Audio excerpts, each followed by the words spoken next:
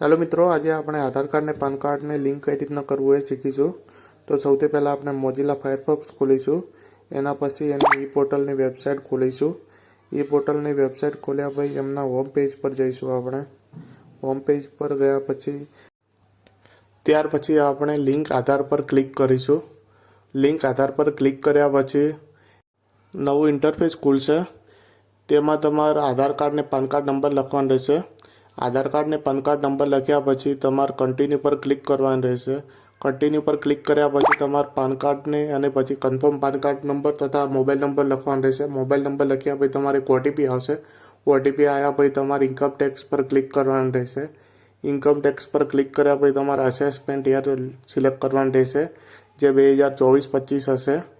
2024-25 select કર્યા પછી તમારે ટાઈપ ઓફ પેમેન્ટ ક્લિક કરવાનું રહેશે। ટાઈપ ઓફ પેમેન્ટમાં તમારે ફીસ અધર રિસિપ્ટ પર ક્લિક કરવાનું રહેશે। તેના પર ક્લિક કર્યા પછી તમારે અધર રિસિપ્ટમાં ક્લિક કરવાનું રહેશે। એના પછી તમારે fee for delay linking PAN with Aadhaar પર ક્લિક કરવાનું રહેશે। તેના પર ક્લિક કર્યા પછી તમારે કન્ટિન્યુ ક્લિક કરવાનું રહેશે। ક્લિક કર્યા પછી તમારે જે ફી ભરવાની હશે એ ફીસ તમારો ઓટોમેટિક આવી જશે।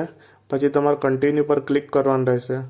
કન્ટિન્યુ પર ક્લિક કર્યા પછી તમારે પેમેન્ટ ગેટવે હશે। પેમેન્ટ ગેટવેમાં તમે તમારા ડેબિટ કાર્ડ, નેટ બેન્કિંગ અથવા તમારા યુપીઆઈથી પેમેન્ટ કરી શકો છો।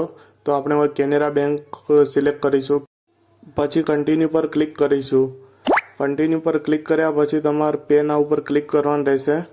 પે નાઉ ઉપર ક્લિક કર્યા પછી તમારે એક નવું સ્કેનર ખુલશે। સ્કેનર ખુલ્યા પછી તમે એ સ્કેન કરીને તમારા પૈસા ડેબિટ કરાવી શકો છો।